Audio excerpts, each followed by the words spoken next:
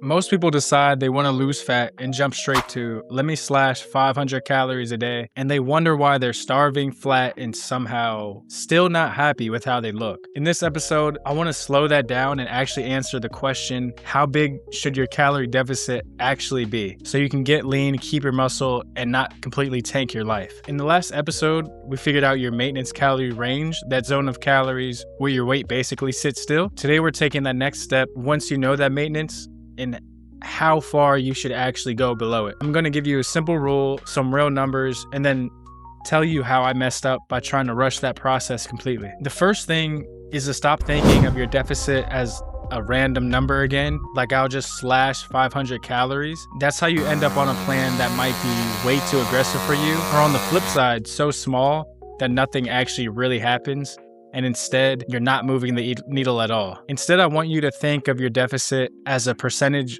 of your maintenance calories. For most people, a good starting point is about 15 to 25% below your maintenance calories. So if your maintenance is around 2,600 calories, then a 15% cut puts you around 2,200 calories. 22% puts you closer to 2,100 calories, and a 25% deficit lands you somewhere more near 1,900 calories. All of those can be reasonable diets. You're still eating real food, you can still train, and you can still think straight and live your regular life. Where things usually go wrong is when people go way past that. You take that same person whose true maintenance is 2,600 calories and they decide, I'm going to 1,500 because I want this done as soon as possible. And on paper, sure, that math looks very effective, but in real life, that's when your energy falls off a cliff, your training starts to suffer, sleep goes haywire, hunger dominates your brain, and your body starts defending itself instead of cooperating with you. I know that because I've done it myself. I went from a bulk where I convinced myself my maintenance was sky high, then shot straight down to something around 1,500 calories, and at that same time ramped up my lifting and running volume 5 days a week for running, half marathon prep training, still lifting 6 times a week. And on paper, that deficit was enormous.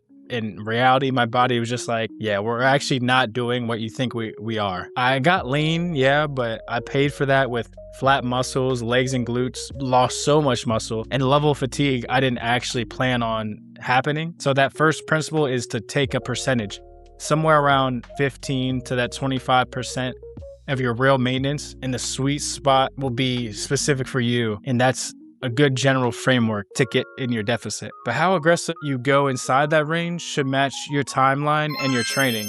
So if you've got a long runway, say maybe 16 to 20 weeks to diet, then there's really no reason to tank yourself at the front end of things. You can sit closer to the 15 to 20% zone and just chip away little by little. The weight comes off, your strength holds better, and your look actually improves across that cut. Instead of just shrinking down and getting smaller, you form a little bit more shape and fullness. On the other hand, if you've got a shorter runway and say you have a photo shoot, a trip, a show, or something that's more like 8 to 10 weeks, then you can push closer to the 25% for a short period of time.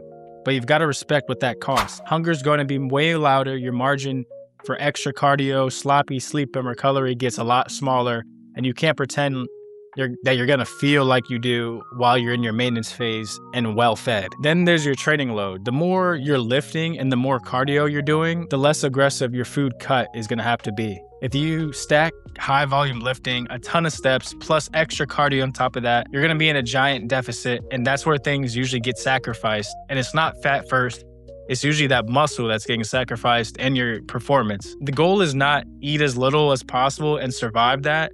The goal is eat as much as you can while still trending down. And that's a completely different mindset shift than just suffering. You're trying to find the highest food amount you can get away with and still seeing consistent fat loss, not the lowest food you can suffer and be alive. So how do you know if you pick the right size deficit? You look at your weight trend and how you feel over the past few weeks, not just one random day, and then you adjust. We don't react. The reaction would be you overate, so the next day you add 2 extra hours of cardio or a stock tanks, and you immediately go and sell that stock off. And that's a reaction, not an informed, educated response to further your specific goal. If your average weight over the last week or two is barely moving and your hunger is like a 3 out of 10, you're probably not actually in much of a deficit. your tracking is either really loose or you're just not in a real deficit. And that's usually a sign you either need to tighten up that logging or back off of food a little bit. On the other hand, if your weight is flying down and you're losing strength, you feel like a zombie, your sleep is trash, and all you can think about is food, that's your body telling you the deficit or the combo of the deficit plus your training is just too aggressive right now. For most natural people, natural lifters, a good target rate of loss is about a half a pound to maybe 1.5 to 2 pounds at the high end. So if you're way below that and you feel completely fine, that might be okay at the very start of the diet. So you can ease into things, but long term, that's usually going to mean the deficit is too tiny and you're just spinning your wheels doing the same things, expecting different results. When I chased that super fast fat loss, I did hit a low body weight that looked impressive on my statistics and my health markers, but my legs and glutes were not at all where I wanted them to be. I had loose skin. My lower body didn't have any shape. And by the time I was done, I knew I'd overshot with aggressiveness. The next time around, I set that deficit smaller. I took way more time and my training was built to actually last and grow and to hold tissue. And crazy enough, I got leaner and fuller around that same body weight, even a little bit higher. The same person, different, smarter strategy. That's the power of getting the deficit size right and actually matching it to your realistic timeline of training and your reality instead of just your impatience. So let me recap this so you don't just overthink it. So the first step is to figure out your maintenance range, like we discussed in episode 1. And step 2 would pull roughly 15 to 25% of that instead of just randomly chopping 500 calories because that's what you heard someone say somewhere. The next step would be to watch your weight trend and actually pay attention to how you feel over these next couple weeks. Aim for around 1/2 to 1.5 pounds of loss per week. If you're inside that window and you still feel like a high functioning human being and your training is decent, you're in a solid place.